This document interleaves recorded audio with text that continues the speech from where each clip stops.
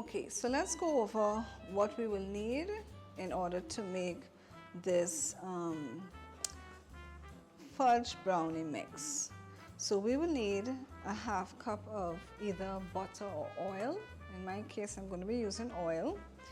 We're going to need 2 tablespoons of water. We're going to need 2 eggs, and they also said you can either use a cup of chocolate chips or nuts, and that is optional, but I'm not going to use any of that. I'm just going to stick with the oil, the 2 tablespoons of water, the 2 large eggs, and I'm not worrying with the optional ingredients. But of course, if you're making it and you want to add either chocolate chips or nuts, you can do that. So that's what we need in order to make it. Of course, just to read some of the box instructions here for you. They say to preheat your oven to 350 degrees Fahrenheit.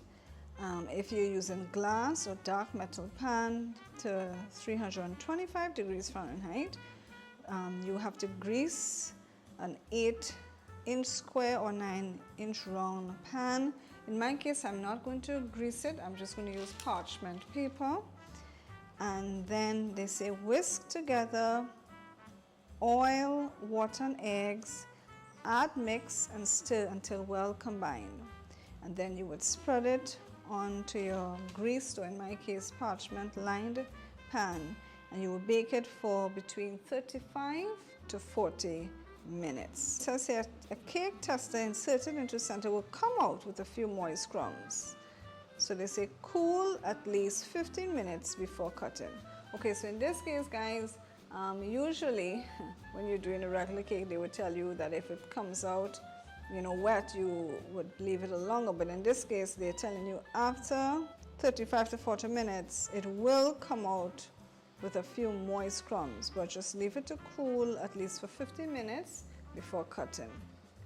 So let's get started and putting everything together.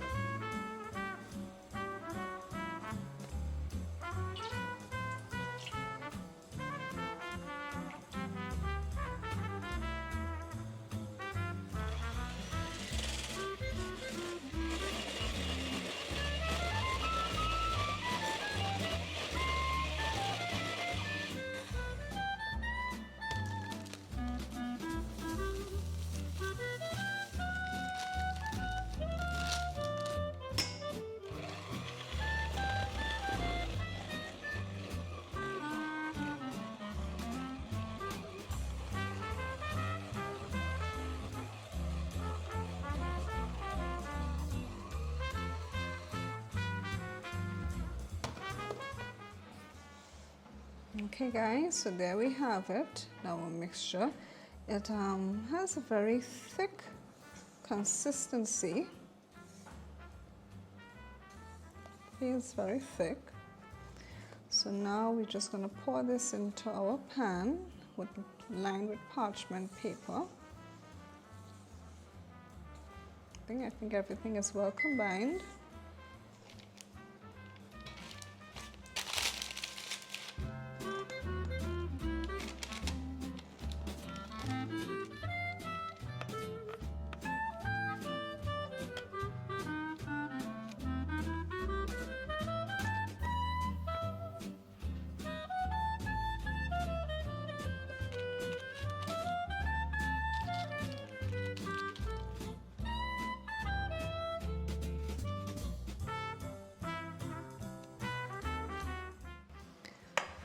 Alright, so let's now put this into the oven to bake between 35 to 40 minutes at 350 degrees Fahrenheit.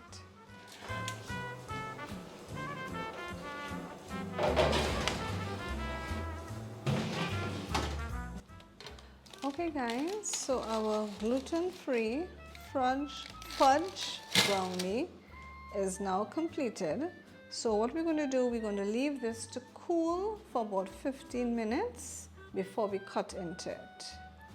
Okay guys, so I'm going to leave this to cool, and at the end I will cut into it, give it a taste, and let you guys know how it tasted. Okay guys, so now that our gluten-free fudge brownie was cooling for about 15 minutes. We're now going to cut into it.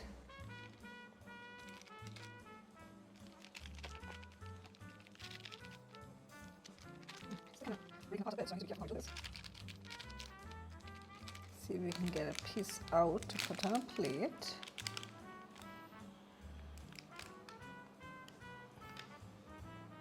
You can see it's ooey and gooey. Alright, so I'm just going to push this to the side. Let's put a plate here. Let's rest it down so you can see.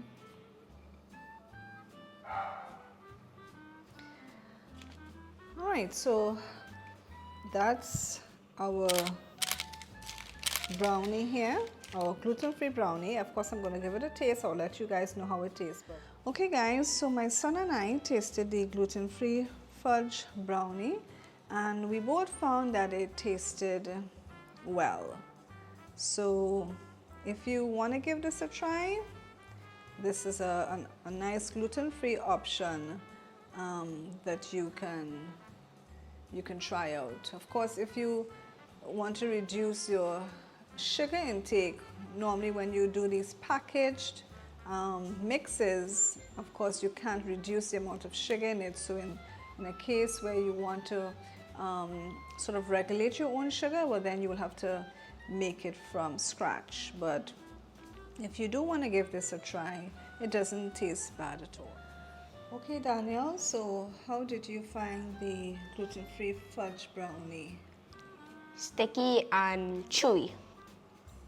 Would you recommend it for somebody to try? Yes. Okay, well that's it guys. Thanks for watching. Bye for now.